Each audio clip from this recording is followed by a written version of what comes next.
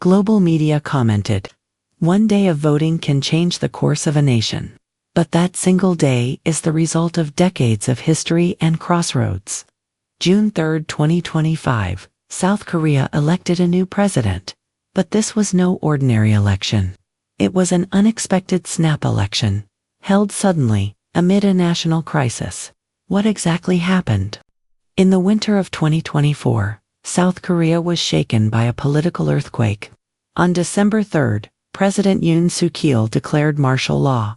He claimed it was to protect national security, but the act was deemed unconstitutional, violating core democratic principles. Public outrage erupted. On December 14, the National Assembly passed an impeachment motion with 204 out of 300 votes. Then, on April 4, 2025, the Constitutional Court unanimously upheld the impeachment, removing the president from office. With the presidency vacant, the Constitution was clear. A new election must be held within 60 days. Acting President Han Duck-soo set the election date for June 3, 2025. From that moment, Korea entered election mode at full speed. April 5, pre-registration of candidates. May 10 to 11, official candidate registration. May 12, campaign period begins. May 29 to 30, early voting. June 3, election day.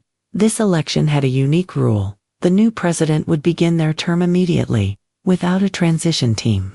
Just like in 2017, after President Park's impeachment. Foreign viewers might wonder, how does South Korea usually elect a president? In 1948, Korea's first president Syngman Rhee was elected by the National Assembly, not by the people. In 1952, Rhee changed the law to enable direct voting, mainly to stay in power. In the 1970s, President Park Chung-hee abolished direct elections and used indirect systems to rule indefinitely. But in 1987, after massive citizen protests, direct presidential elections were restored. Since then, Korea has elected its presidents by popular vote every 5 years. Koreans take voting seriously. In 1956, voter turnout hit 94.4%. Even in the snap election of 2025, turnout reached 79.4%, a powerful signal that citizens wanted to reclaim control, and they did. On June 3, the people chose a new president. By the next morning, the newly elected leader was already in office, a seamless transfer of power. This election wasn't just about electing a new leader. It was about proving that democracy works, even in crisis. Global media commented, "South Korea resolved its political crisis through law and the ballot box. The institutions are strong, and so are the people.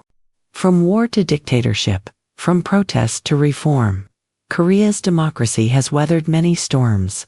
And in 2025, it proved once again, the people hold the power. When crisis strikes, they vote, and the nation moves forward." Global media commented, "A crisis wasn't the end. It was a turning point, and Korea chose the right path." A presidential election in South Korea is a moment when the people move history forward.